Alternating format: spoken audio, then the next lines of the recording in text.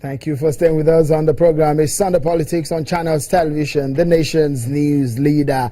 So many interesting events in the past week. The National Economic Council retreat, which held in Abuja on Monday and Tuesday. And of course, we saw the president also attended the APC NEC meeting. He revealed that his administration has uncovered more corrupt activities from the past. But as he's saying, all of that, many Nigerians go on the street in search of fuel at filling stations and to the generators as power supply has become more unavailable. The president has asked Nigerians to be patient with him. Mr. Femi Adesina joins us now. He's the president's special advisor on media and publicity. Thank you so much for coming on the program. Thank you. Did you get fuel into your car to start with? Did you get? I queued for 5-6 hours yesterday. But you got eventually. Eventually. Okay, it shows you that things will always get better. With getting fuel, just about 5,000 naira fuel for under 5-6 hours. That's incredible, isn't it? Well, there's hope. You got at the end of the day, that's what matters. We've seen too many queues on our roads at filling station in the just less than a year of President Muhammadu Buhari's administration. Isn't this bothering the President of Buhari administration? But you seem to forget very early that even before his administration, it was like that. It's an endemic Nigerian problem. It's not peculiar to this administration. And should we now live with it right now? If it means living with it for a while, we have to, until it gets better. Because it's not going to be by a sudden flight. It's going to be a planned and methodical and systematic process. But we'll get out of it. You see a lot of people, many of them who just want to run small past my neighbor generator, the little generator that do not take more than 5 liters to run, for their sewing machines, for their electric whatever in their home, for home appliances and the rest. And they go through this kind of suffering. It will take more than them just having hope, Mr. Adesina. Sad, regrettable, but then if it's the reality of the moment, we live with it, but we know the better days will come. You heard about the comment made by the Minister of Petroleum Resources, the Minister of State, Mr. Edeka Chiku, about the fact that he's trying, if not because, and a lot of Nigerians have taken him up on that matter. In fact, a leader of the APC, Bala Ahmed Tinubu, has said that that is not acceptable in a democratic setting. He's been called to come and do the job. Just like that, Nigerians will need more than just having hope. When will the queues go away? The Minister of State for Petroleum Resources is the one who has the authoritative position. He has given it. I think that is what we should believe. That the queues will stay until another month or so? He has more information than What's the official brief to the president on this matter?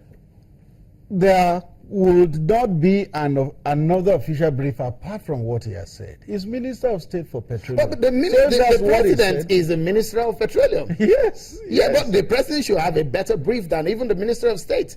Is the chief executive of the country.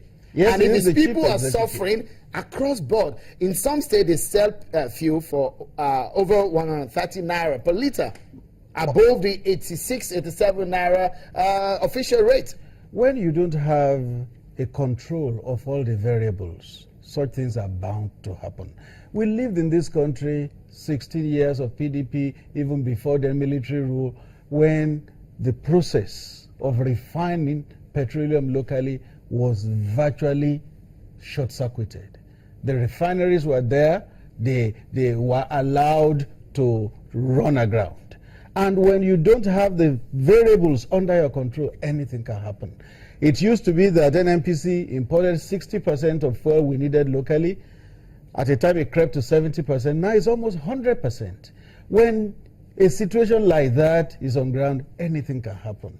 One slight hitch throws the process into a tailspin. So when you don't have complete control, things like that can happen. The president is the father of the nation. Just yes. You're a father. And if your children are going hungry, you should be able to tell them, wait till night, I will bring you food. When are we expected to see relief in the filling station? Nigerians want to know, when? The Minister of State for Petroleum said it. He said in weeks. In weeks. and that weeks amounted to May, which drew a lot of flack. I think what the minister said was that what he did was that he spoke with candor, and maybe he didn't weigh the words, but he said the truth. He said the truth. Will people rather have him say in 2 weeks and then it doesn't happen? But he said May. May is how many weeks away? Maybe about 4 or 5 weeks. So I think the minister didn't need to be crucified for what he said. So sadly, Nigerians will suffer more for another few weeks. And probably because people who are holding it are waiting to hear the kind of news. If that came from the Minister of State for Petroleum, then we should believe it. But I think that statement was modified thereafter when they said it's a couple of weeks, that it may not be as far as May. That statement was modified. But the truth of it is that Nigerians, and that includes me, may need to wait a while more before normalcy returns to the filling stations. But will normalcy come? Yes, it will come. Will Nigeria get out of this rough patch eventually? Yes, we'll get out of it. The president has apologized to the nation a few times on some very key issues in their lives. And they're wondering, apologies will not solve some of the problems. And in fact, you've heard some of the criticism from some governors that, look, Nigeria needs a strong and a direction in our economic policies. Some of the governors, I know where you are driving at. Those people have a right to their opinions. We don't join issues with them. But then, if the president apologizes, it's a problem. If he does not apologize, it's a problem. With Nigerians, head or tail, you often lose. Would you rather he does not apologize when things have gone wrong like that? Nigerians would rather not want him to apologize, would rather want him to fix the problem, rather than coming to fail and apologize. Yes, because Nigerians want a magic wand. It does not necessarily work like that. It does not necessarily. Because the president and his party promised almost a magic when they were campaigning. Almost. Things that are almost unrealistic. Mark your own words. If for example, Mr. Additional, okay, the president on Monday when he was in his opening speech, promised that by the end of 4 years, Nigerians will get 10,000 megawatts. That looks like a magic. It doesn't look so.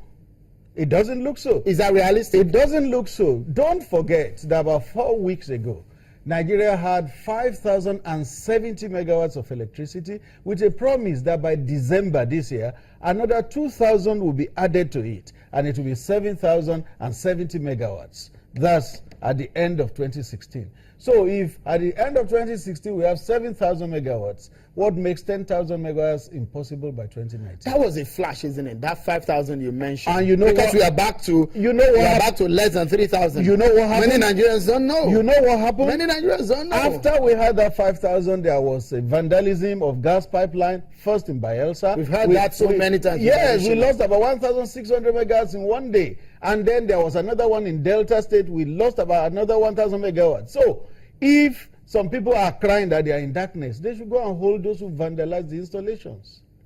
That's it. But 10,000 megawatts, as the president has promised, is a possibility by 2019. Nigerians would, by 2019, Nigerians would not want apologies for it not happening. It's a possibility. Because again, I would like to ask you, does this nation have a clearly defined economic policy and direction? Now, let me illustrate with this. You have a government in which the number 2 man, the vice president, heads the economic team. Then you have a finance minister, you have a trade and investment minister, you have a minister for budget and national planning, you have a central bank governor, you have an economic advisor to the president, and yet people still keep asking for an economic team. What else do you need? Economic direction, that's what we are asking. Yes. Are those not the ones that will fashion the direction? No, we want the direction. We do not bother. An average Nigerian does not want to know who are those in the team. They want to know what the direction is. Where are we headed as a nation? That's what they want to know. It's clear where we're headed. And those people manning the economy will tell you this is where we are headed. And they do say it. But Nigerians want... What is it really? I'm not an economist, but I know that the direction in which they're headed is there are luxuries that we cannot continue to indulge in. Those luxuries are being weeded out, they are being cut, and money, essential foreign exchange, is being warehoused and saved for the real sector, for more productive uses. So, all right. We knocked on the door of the presidency. It's open, and we're talking to Mr. Femi Adesina, the spokesperson of President Muhammadu Buhari. We take a moment, and when we come back, some very, very important questions are going to be asked. Don't go away. Join us again.